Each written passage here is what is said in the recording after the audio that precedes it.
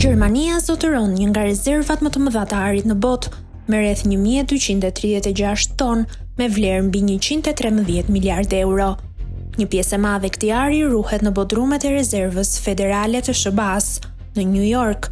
Megjithatë, për shkak të klimës ekonomike të pasigurt dhe tensioneve politike me SBA-n, po shtohen zërat në Berlin që ngren pikpyetje për sigurinë e kësaj rezerve. Disa politikanë gjerman kanë nisur të shprehin hapur shqetësimet e tyre. Deputeti në largimin CDU-s, Marco Wonderwitz, thekson se Gjermania duhet të jetë më e pavarur në menaxhimin e pasurisë së saj kombëtare.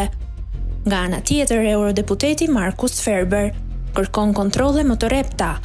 Përfaqësuesit e Bundesbank duhet të shkojnë fizikisht në SBA, të numërojnë shufrat e arit dhe të dokumentojnë gjithçka.